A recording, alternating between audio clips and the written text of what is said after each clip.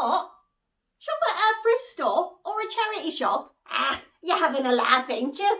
Other people wore them clothes. Other people could have died in them clothes. Who wants to wear something that someone else has touched? It's just grotty and disgusting. This is Confessions of a Refashionista.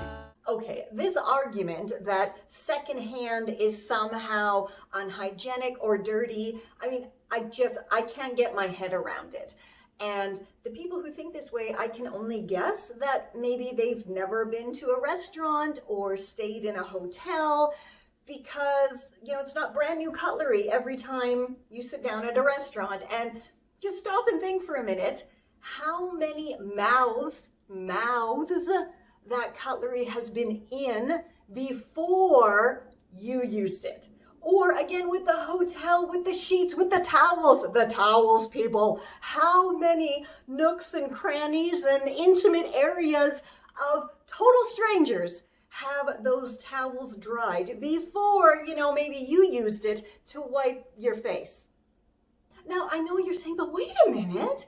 They wash all of those things before they give it to the next customer or patron of the hotel. Yeah, of course they do. Just like everyone can wash things that have been thrifted or you've gotten secondhand, pre-loved items. They can all be washed too. And the thing is, because you're washing it yourself, you know that it is clean to your standards.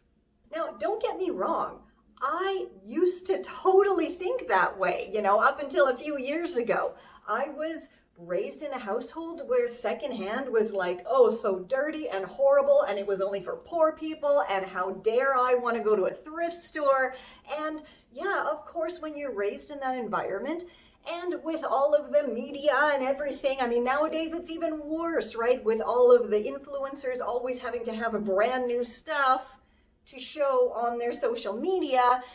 And yeah, it is kind of difficult to push past that and realize, yeah, but wait a minute, secondhand is awesome. It's like not only not dirty, but you get to create your own unique style and not follow the crowd, which is fantastic. Okay, so now let's bust that myth once and for all, that brand new items you'd get at the mall or online are somehow more hygienic than something that is secondhand or pre-loved. And I think the best way to do that is to take you on the journey of a simple cotton t-shirt. Step 1, the t-shirt cotton is farmed in the US. Step 2, that cotton is then sent over to Indonesia, where it is transformed into fabric. Step 3, that fabric is then shipped over to India, where it's cut into the t-shirt patterns. Step 4, the cut fabric then travels over to Bangladesh, where it gets stitched and sewn into the t-shirts. And finally, step 5, those finished t-shirts are shipped back over to North America, to Canada, to be sold in stores. Now, there is no way that when the staff finally opens up that box of t-shirts, that the shirts inside are super hygienic and super clean. They've been traveling all around the world, different hands, different factories.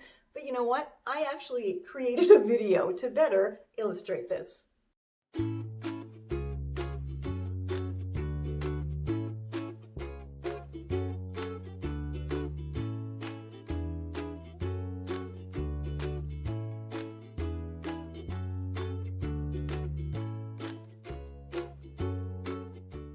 Okay, you do not just have to take my word for it. The clever scientists over at Procter & Gamble actually tested the odors of pre-loved and secondhand garments, as well as brand new, fresh from the factory, fresh from the shipping container garments. And what they discovered is pretty darn interesting. On the pre-loved side, over 65% of the odors were down to the bodies that had previously worn them, as well as environmental factors like when you walk outside, you get vehicle exhaust odors, or the soap you use, or the laundry detergent, sometimes perfume, deodorant. Now, while these odors may not be super pleasant to have to clean out of your pre-loved gear, they're not dangerous.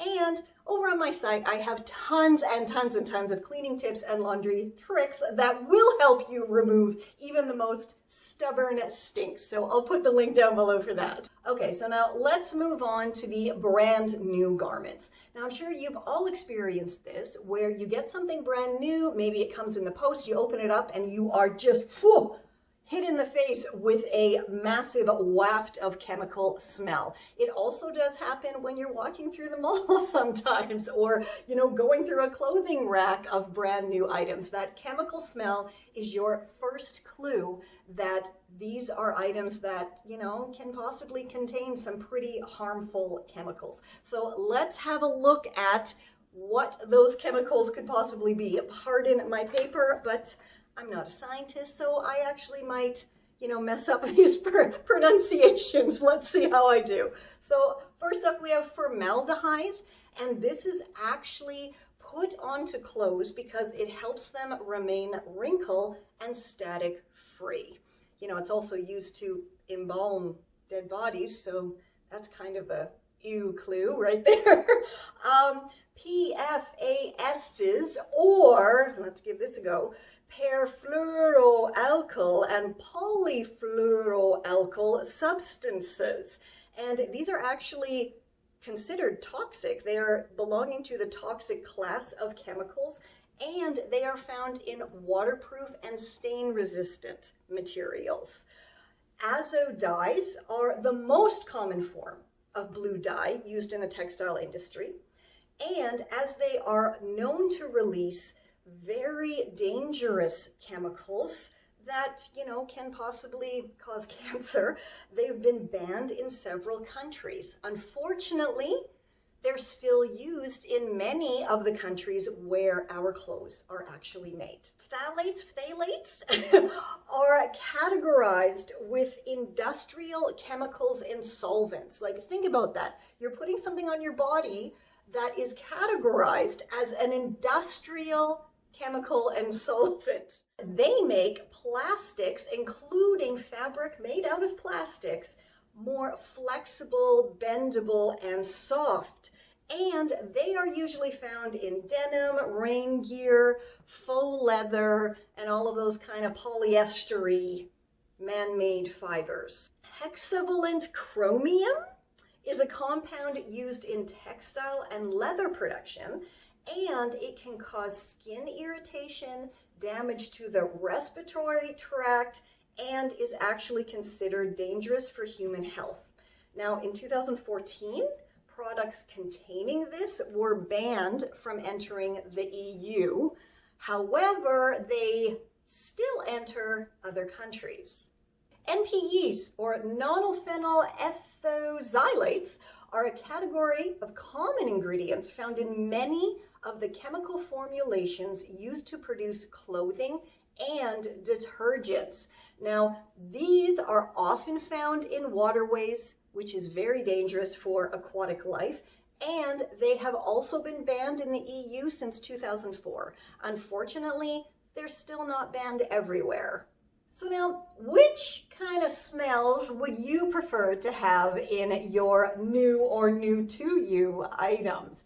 Ones that are pretty all natural and fairly easy to wash away, or the more kind of yucky chemical ones that take a while to wash out and can actually damage yourself and aquatic life?